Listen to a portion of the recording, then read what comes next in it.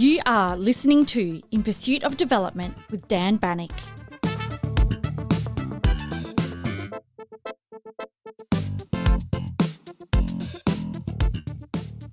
The middle class is one of those phrases we hear constantly. Politicians invoke it, economists measure it, advertisers chase it, and millions of people aspire to join it.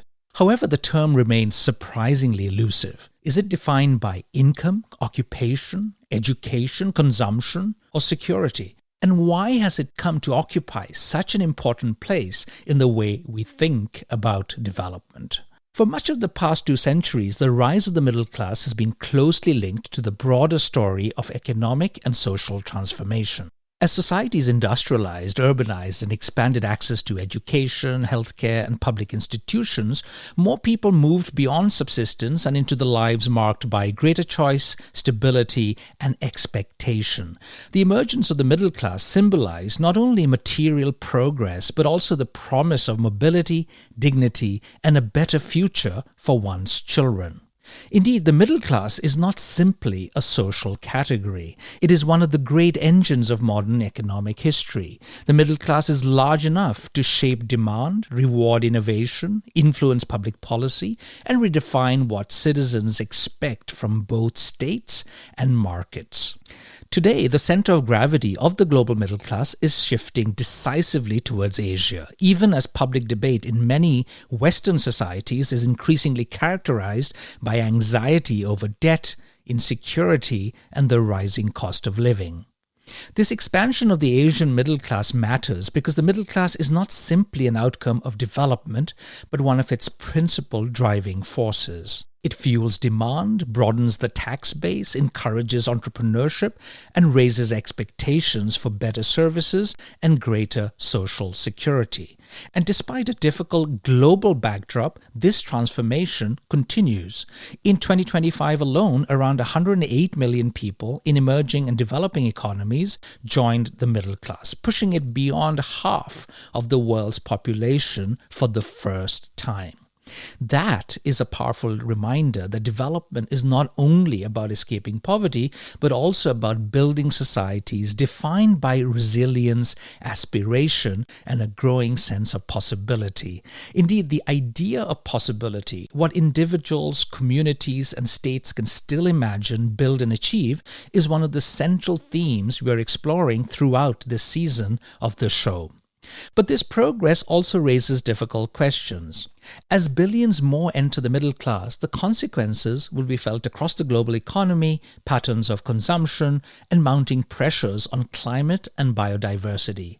It compels us to ask whether the expansion of middle-class life can be sustained on a planetary scale, and whether it will reinforce democratic values or intensify competition, insecurity, and division.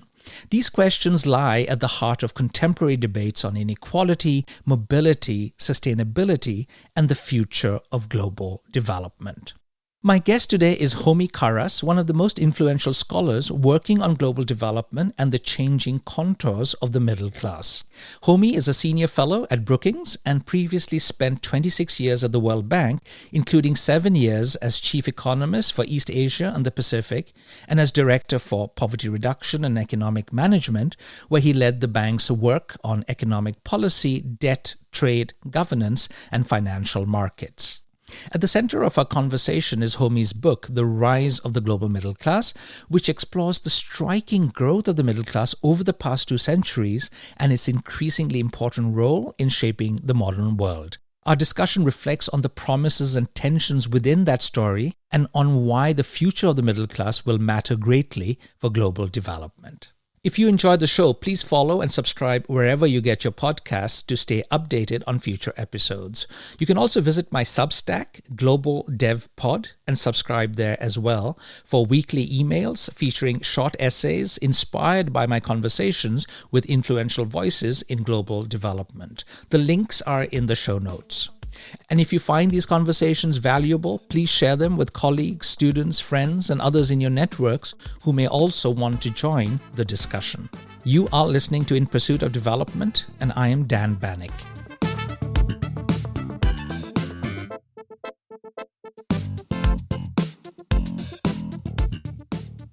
Homi, it's always nice to see you, to interact with you. Welcome to the show. It's a pleasure to be here, Dan.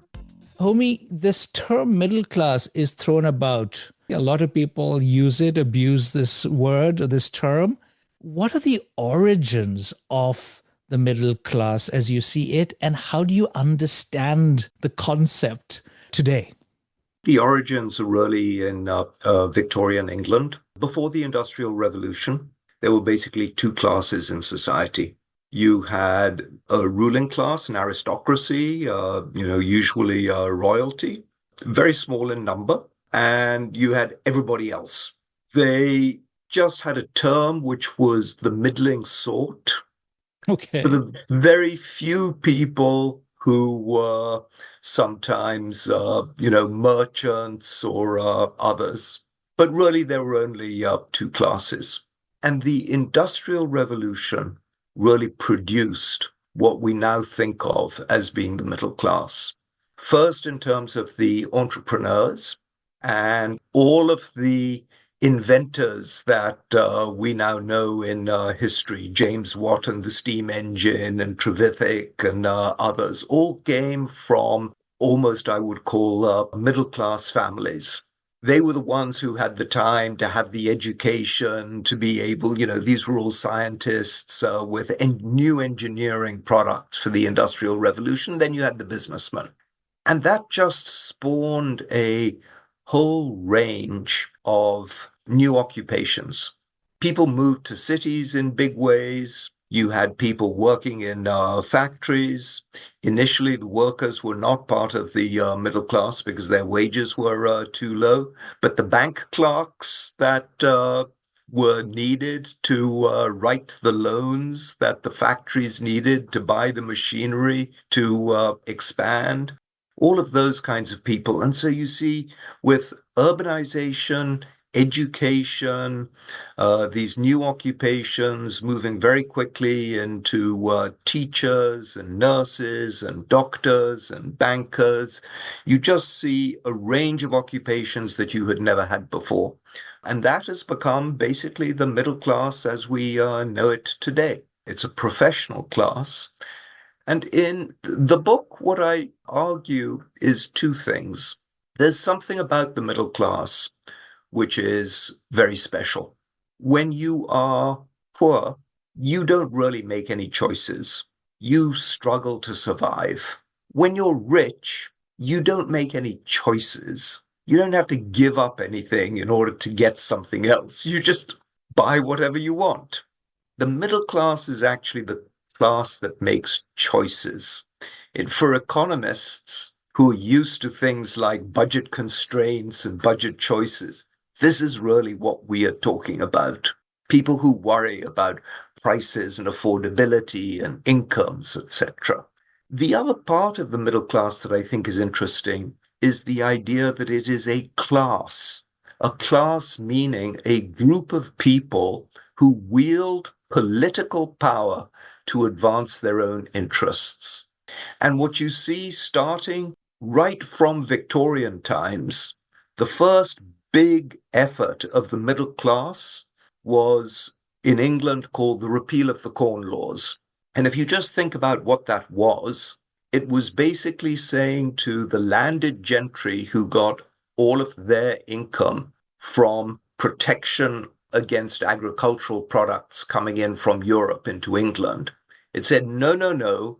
What we really want is cheaper food by lowering tariffs, and that's going to allow our factories to grow because we can pay them lower wages. So it was the factory owners, that middle class, that really put pressure on the establishment to lift tariffs on the import of grain from the continent. And that was the first big political victory of this new class. And then it went on. I mean, public education, public health, pensions, everything that we now think of as the welfare state, etc., the university system, professional civil services, professional militaries, all of these things are part of the what I would call the middle class. This notion of a class where merit drives your success. Well, it is actually fascinating to read your book and to read about the evolution of this group from the 1820s and onwards. Early 1800s, was it a billion people we had in the world? And most of them were very, very poor. We're talking about extreme poverty in Europe, everywhere, really, around the world. Very small minority that could be classified as middle class. And fast track to this current age, Homi, where a lot of us talk about this being the best time to be alive. You know, we've made enormous progress despite some of the doom and gloom that we hear about. How do you think the identity of the middle class has changed? Because as a person living in poverty, I would imagine the dream would be to achieve middle class status. And I think that remains the dream, and it's why so many people have actually joined the middle class. We're almost certainly today a majority middle class world. I mean, if you just think about it, from being zero, essentially 0%, possibly 1% 200 years ago, today the middle class is the majority. It's an astonishing, I think of it as being one of the real megatrends of global economic development of the last 200 years. So it's a tremendous achievement. And what is at the basis of that is that the middle class is looking for security. I mean, one of the definitions almost of the middle class that I use in quantifying what it means to be middle class, one of the things it means is that if you have some kind of a shock, a spell of illness, a spell of unemployment, something like that, you have the wherewithal to recover. You have either a safety net of friends and family, or you have your own savings, but you're not destitute. And I think one of the things that characterizes poverty is that that isn't the case. People who live in poverty are extremely risk averse because if something bad happens, it can really be life-threatening for them. As a result, they tend to make very risk-averse choices. Whereas once you're in the middle class, and that's why the middle class is this huge fount of entrepreneurship in our economies today. So, one of the challenges with any definition of middle class is the enormous diversity, right? So, you could have people slightly above poverty being classified as middle class and slightly under whatever is termed as rich. So, there's enormous diversity. So, going back to what you were saying about choices, I would imagine if you are in middle class, upper middle class, your choices are much, much greater than if you are at the bottom rung. So, I suppose we have to make that differentiation. It's precisely because of that huge heterogeneity of the middle class that I prefer not to define the middle class, but to define poor and vulnerable, and define rich, and define the middle class as everybody who isn't poor and vulnerable or rich. Because I think it's easier conceptually to define the poor and vulnerable. I mean, you really, when you see poverty, you know what it is, as it were. And when you see rich and wealth, you know what it is. So those tend to be less heterogeneous groupings that you can define. And then the middle class is everybody in the middle, precisely because it's so heterogeneous. But the identity of the middle class, do you know it when you've arrived, when you've just barely crossed the threshold? I'm just thinking about some of my reflections from the African continent or maybe even from India and China. It is about maybe having access to certain goods. Could be a scooter, a car, a house. What is it that people in your experience believe that makes them middle class? Is it someday you wake up and you say, yes, I've made it? What characterizes the identity of a middle class household? So I would say it is the idea that you have the opportunity to be responsible for your own well-being. You make certain choices, the jobs you take, the education that you have, and The economy then provides you with the opportunity to translate that into a certain standard of living. But ultimately, if you're middle class, it is about what you do. So it's characterized by what people, grit, determination, responsibility, success. But also greater safety nets, perhaps. You need that because, as I was indicating before, if you don't have the safety nets, you very often can't afford to take the risk that might be having a high expected return. But having a high expected return is no good if you get a bad draw and you end up, essentially a casualty. So the safety nets are enormously important from that point of view. I mean, it's the safety net, for example, that allows a small farmer to go from subsistence farming, which they are simply consuming themselves, to market farming, where they're producing fruits and vegetables for the town. They have to be sure, because with the fruits and vegetables, you typically are monocropping. With the subsistence farming, you're doing a little bit of everything. So weather is unlikely to wipe you out. So it's small things like that. Yeah, and I was thinking, in the 1940s with the UK, the growth and consolidation of the welfare state. So staying on safety nets, it seems that the rise of the middle class, at least in Europe, or perhaps also in America, corresponds with the state providing, I suppose, greater safety nets. I think it's varied. So in much of the continental Europe, certainly, safety nets have been a much greater part of the expansion of the middle class. Sometimes, for example, I don't know whether you think of free public education as being a safety net, but certainly when you go back, I mean, that was something that was introduced in the 19th century, very early on in the UK and the US. German kindergartens. Today we talk about, preschool education as if it was something new. Preschool education, kindergartens came in the 19th century. So there was very early this kind of notion that one should, as a society, invest in people and human capital, as well, of course, in all of the physical capital and infrastructure that we enjoy today. When one thinks about the middle class historically, at least post Second World War, one thinks about Europe, one thinks about the American dream, the rise of the middle class and consumerism in the United States. I was actually reading a piece where somebody was reflecting on how it was possible for a household in the US to have one income, a single income household, to be able to afford quite a bit of luxury, to even send kids to college, which apparently is no longer possible with one income in the US currently.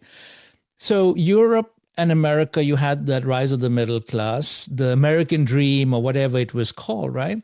And then something happened around 2016 with Brexit and, of course, the election of Donald Trump, where much of the analysis in recent years has been about this disillusionment with the state or with development that this middle class was accustomed to expecting, right? So walk us through, Homi, what is it that happened? It was an era of great consolidation, wealth, the middle class was, prospering. And then something happened, which is also part of the main argument in your book. The mega trend, as you argue, is shifting elsewhere now. It's no longer America and Europe. Right. So I think that one thing that has really come to the fore is that through the 1970s, let me say, when you asked people in the middle class, are you happy with your position in life? Are you optimistic about the future? You got very positive responses to those kinds of surveys. People have been asking these same surveys now, same questions on the surveys for a very long period of time. This is Gallup. This is a Harvard so-called life satisfaction survey. Then after the mid-1970s, you start to get a change. And people in the middle class are less satisfied, they're less happy, they're less optimistic in what we call the West. Exactly why that is a big Could it be question. immigration? It could be immigration. I would suggest it's more likely to be globalization. You see, in the 1970s, I mean, the middle class was very much of a Western thing. When you talked about the middle class in the world, you were talking about the US, Europe, and Japan. And of course, Canada, Australia, etc. But you weren't talking about people in developing countries. When China joined the World Trade Organization in 2001, so that's only, just over 20 years ago, a Chinese worker in a factory was making $1 an hour, less than a student maid. When I was in college as a research assistant, I made more than $1 an hour. Now people see China and, of course, now India and much of Southeast Asia, these extremely large countries and large economies, and people are working much harder. They're pulling themselves up by their bootstraps, as it were, which is the old middle class effort. And people in the West are feeling threatened. Jobs are being threatened. And when you look at how the middle class has evolved, certainly in the United States, you now, for the first time, really have a bit of a bifurcation. Remember, I always talked about it as a class, meaning there was a commonality of interests. It looks more and more as if what we call the upper middle class in the United States is allying itself with the rich and is moving away from the interests of the lower middle class. Students at universities who forever had been told, go to university, it's your ticket to the middle class, and the middle class is your ticket to the good life, are now going to university. In the US, they're racking up big amounts of student debt, and they have no idea whether they're going to get a good job and a decent life at the end of the day, because nobody really knows and understands how AI is going to change our occupations. So it's a very stressful time for them. Couple of things here, Homi. One is the idea that the middle class in the so-called West grew up with, that it was preordained. You were born into a middle class family. Obviously, there will be a job, there's college, jobs, family, just like, maybe you will even have it a slightly better than your parents. So it was this era or this expectation that this is how it is. And perhaps not that much of a reflection on how the rest of the world lived. It was about perhaps being selfish, as we all are. So that's one thing. The other thing I was thinking about is that maybe politicians, our leaders, were very good at giving us that sense of security. One perhaps stopped talking about the working class because everybody was being pushed into this ever increasing middle class category without realizing how vulnerable they were given the changing world order. And this is where globalization comes in. This is where Vietnam and China, etc., the outsourcing thing comes in. And suddenly one wakes up in the mid 2000s and realizes, well, things are changing and we are being perhaps mistreated, or we're being ripped off, as a lot of politicians kept saying. So one of the things that is quite clear in the data is up through the mid 1970s, productivity growth in almost every country was linked to wage growth. So there was the distribution of benefits from technology, etc., was being broadly shared within societies. In the US, after 1975, but probably more or less at the same kind of timing in Europe, you start to see a big divergence between wages and productivity growth. Now, in Europe, it wasn't so significant because you continued to have unions who pushed for higher wages. You had wage agreements, etc. So one has to be very clear that the working class is often also in the middle class because unions got them decent pay, decent work conditions, etc. Scandinavia is a great example of that. Exactly. But that started to be a system that was harder and harder to maintain as globalization led to increased competition from abroad. And so that's one reason why I think of globalization as being, on the one hand, the source of this expansion of the middle class to other countries, but on the other hand, also a source of concern for much of the established middle class in advanced economies. We're seeing the rise of a phenomenal rise of the middle class in Asia, Yes. following the rise in Europe, America, Latin America, Eastern Europe. There have been these phases. Now it is Asia's turn. And there are obviously, as we've discussed already, lots of positive things associated with being middle class: jobs, growth, consumerism. The economy is really booming. People are happier. I suppose they are able to go send their children to university, access medical care. As you said, they have greater choices.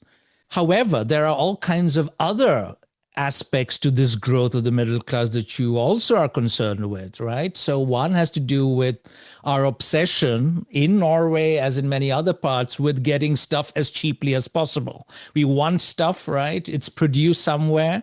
We may not be so concerned about the kind of wages that people in these factories that are producing the goods we want are getting.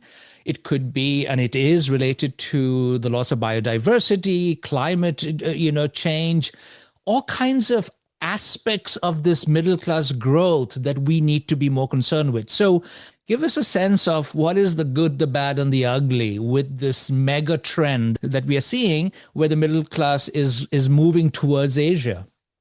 So I think the economic structures that we have, which was essentially take, make, produce, and throw away, is not scalable on a planetary scale. And what's happened is that as the middle class has now surpassed 4 billion people, moving towards 5 billion people in the world, we're seeing that there are real physical limitations in terms of climate change, in terms of biodiversity loss and the land use associated with that. We're converting more and more of our land to growing food, not for humans, let me add, but in the first instance for animals, and then for humans. And unfortunately, it turns out that animals are extremely inefficient converters of calories from grains to calories for humans. That's because the middle class wants to eat meat. Some of the middle class wants to eat meat. I sometimes joke with my friends that thank goodness that the most recent emergence of the middle class is in India, where they don't eat beef for Right. a number of, cultural reasons. Otherwise, we'd really be in trouble. So biodiversity loss, land use, climate change, and disposal of waste. I mean, landfills, etc. There was a sort of a part of the economy that we never really thought about. I mean, now everybody is talking about microplastics, showing up everywhere, but the amount of stuff that we just throw away is huge. So we're in the middle of an entire redesign of the economy to see if we can produce something which satisfies the consumer part of our desires, but at the same time puts less pressure on the planet. And I have to say that the advances in technology are fantastic from this point of view. So it can be done from a technological point of view, but in any kind of big change, there are winners and there are losers. And we are seeing very powerful vested interests really pushing back. And the way in which we get the technology into the economies is through government regulations. But sometimes governments put in the regulations and industry pushes back. And that's happening now in Europe with a whole range of environmental regulations. But that said, the trend, I think, is very clear. From a technological point of view, I am reasonably optimistic that we can and will solve this problem of can we have a really large-scale middle class on the planet within our own resources. Whether we can do that and have the policies and the institutions change rapidly enough is a slightly different question. And one of the unique features of our current time is that we don't have the luxury of experimentation. We don't have time to see, well, will this work or will this not work? Because with certain things like climate change or species extinction, there are tipping points. Once the icebergs melt in the Arctic and the Antarctic, you can't just say, oh, that didn't work. Now we're going to do something different and put it all back together again. Once species go extinct, they go extinct. I agree with you. I sympathize with that argument, but I've just returned from India and in Africa, in China, much of the discourse, while not being dismissive of some of these concerns you're raising, is still about economic growth, is still about growing the economy, is about moving people from not having much to having a two-wheeler, to having a car. It is about the idea of development is about well-being. It is about air conditioners and comfort. And there, this kind of argument often doesn't resonate. But of course, I agree with you. We don't want the Asian middle class to consume as much as we are doing, right? But who are we to tell them don't live the kind of life that we've been living? But this is where economics comes in, because the new economics is actually that you can have your cake and eat it too. So when you look at what is now happening in Africa and in India, look at what's happening in India with renewables generation and the price of solar. The increased power demand is all being met through these new technologies. And there is no question that the cheapest source of energy is electric power generated by solar and wind today. We still have some issues with storage and batteries. We still have to coordinate and make investments in the grid so that when you have these new plants, they can actually get a connection to the grid. In the United States, some of these new producers are waiting 6-9 months just to connect to the grid. The same here. So this is where your point about technology comes in. I mean, do you recognize this tension, if I can put it that way, in many of these economies where they say we don't have the luxury of thinking so far down the line. We are obsessed with making people, somehow survive till the next day. No one is going to do anything we've seen. No one will do anything to quote unquote save the planet. What they will do is say, this is a better, cheaper way of achieving what we want.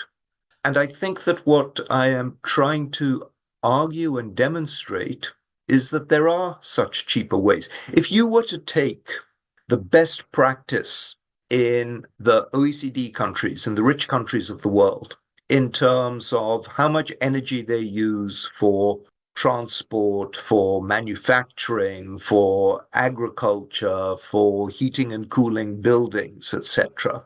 And you were to literally take the best practice in another OECD country today and say, let's apply that to all OECD countries, you would reduce carbon emissions by 2/3. We wouldn't be having a conversation about climate change. This is not about the technology, and it's not about the standard of living or a trade-off with the standard of living. That is purely false economics. Don't you think there's also a moral aspect to this in the sense that it isn't as if the middle class or the middle or upper middle class in much of Asia is not concerned about the environment? Take China, for example. People are now more and more concerned with clean air and blue skies. And the same in India, where a lot of the middle class people living in Delhi are frustrated with pollution in the winter. So it's not like they don't want to see the bigger picture, but somehow, they have to see it. That one reason why I say that it is the middle class that's going to save our planet is precisely because in every one of these countries, it's the middle class that's pushing the government, do something about this. They see it locally. and they want something to be done about it. And governments have to be responsive. And because the middle class across the world tends to want the same things, they can push governments to do things that ultimately will result in better global action. That's the hope. And I think it's much more likely to happen that way than for governments to try to get together with some kind of big planetary agreement. You mean like the SDGs? No, I think quite the reverse. I think the SDGs are exactly a every government should do it by themselves. But this is what you should focus on. I don't think the SDGs was. I was thinking more like the Kyoto Okay. agreement. We're not going to get these kind of big multilateral treaties like that, but I do think that there's a lot. Then people can share their experiences with the new technologies. I mean, the race that we have is a race of adoption of the new technologies. And this is where I think it's so very unfortunate, for example, that some people are saying, well, you shouldn't use Chinese solar panels because they're Chinese and, this might, I don't know, affect your national security or something. But staying on technology, Omi, I know that the middle class is perhaps the group that is most scared about AI. That some of the well being, some of the jobs, the future of their children, the kind of jobs that they were envisioning, that is going to disappear. Which also brings me to another issue I'd like you to please reflect on. What do you think are the similarities and differences between the middle class that we have in the so called West today and the one that we're seeing rapidly increasing in Asia? I think it's quite interesting to see differences in jobs in different places, and yet everybody is still called the middle class. So the kinds of things, if you were to think about, well, what constitutes the Chinese middle class? It's a very different type of occupation, cities, etc., than the Indian middle class, which in turn is very different from the US middle class. But there are some similarities and commonalities. And I think that, as I said before, the thing that's common is that the middle class should have the opportunity to take responsibility for themselves and their own families and to dedicate their work and effort towards making their own lives better. AI is something quite different from what we've experienced before. I would say that technology in general has clearly created some disruptions, but has opened up more opportunities for people. So if you now think, actually, just as an example, how many different kinds of products do we produce in the global economy? It's a massive increase compared to what it used to be. A lot of economic growth is not just producing more of the same things, it's actually producing lots of different things. That's always created more jobs. The real worry that people have now is that AI threatens to be able to do all of this so much better. We have nothing historical that we can use to guide us through this period. And I think that's part of the promise of AI and also part of the concern with AI.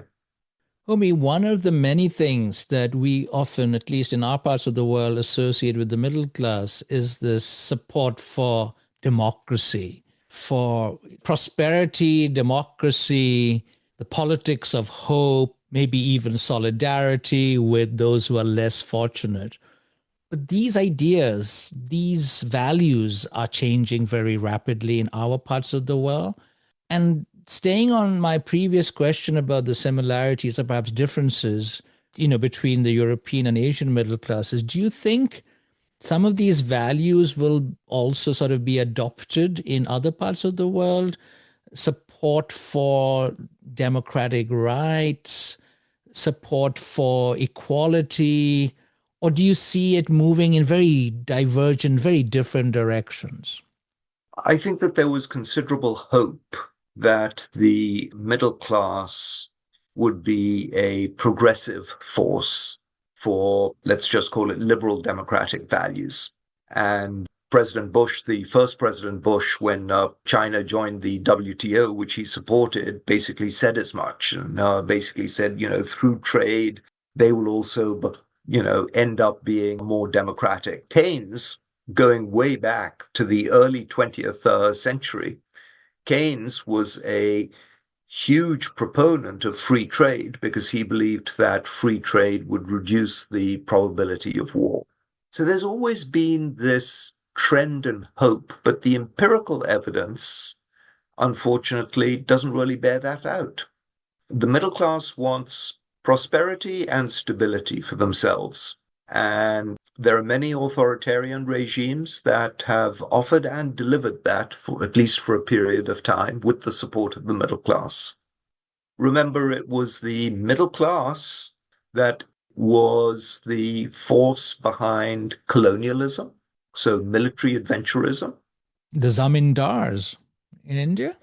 Zamindars in India. But all of the kind of the professionalization of the British military, the occupation of India, all of that was to a certain degree supported by the middle class. And of course, they were able to bring back from India many of the cheap goods to keep the middle class afloat. And then, of course, two big world wars of the 20th century were, in essence, driven by the middle class in Germany and in Italy. So the middle class hasn't always been what I would call a progressive force, and there are many historical examples for that. But I think it's always been a force that has ended up recognizing that some of these directions in which they were going were dead ends, were not going to generate the kind of prosperity, not just for themselves, but for their children and their grandchildren that they wanted. And so they changed tack. The question for us is, do we have that luxury of time where the middle class realizes and changes tack rapidly enough, as I said, to avoid some of these tipping points? And I would include war and conflict as part of those tipping points. And we're clearly entering into a period now in the world where we see the use of force as being an acceptable way of resolving problems. We haven't talked about the African middle class. How do you see the growth of the middle class on the African continent in the years ahead? Unfortunately, it's been very small. Really, when you talk about the African middle class, you have North Africa, but there the only really populous country is Egypt. And Egypt does have a fairly substantial middle class. But when you go beyond Egypt, maybe South Africa, maybe a bit of Nigeria, the other countries in Africa tend to be either quite small, like Botswana, in terms of population, or still too poor to have a truly dynamic middle class. And so when I look at the numbers on the African middle class, they're still quite small. There's nothing that I would say would stop Africa from developing a large and thriving middle class. And of course, one sees some signs of that in certain places. But they are trying to do it at a time when the middle class is struggling everywhere. So it's twice as hard for them. The pathways are not as clear. They desperately need power, infrastructure. They have to build cities.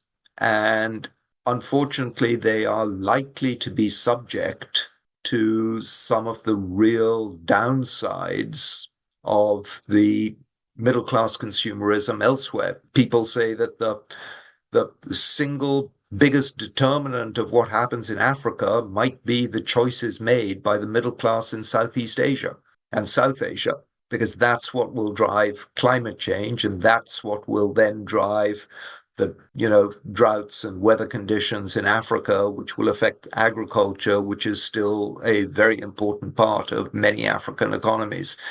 So that Africa is trying to develop at a time which is very difficult for them because of their geography. Homi, congrats on this wonderful new book, yet another book, and thank you so much for coming on my show today. Thank you so much for having me. It's been a real pleasure.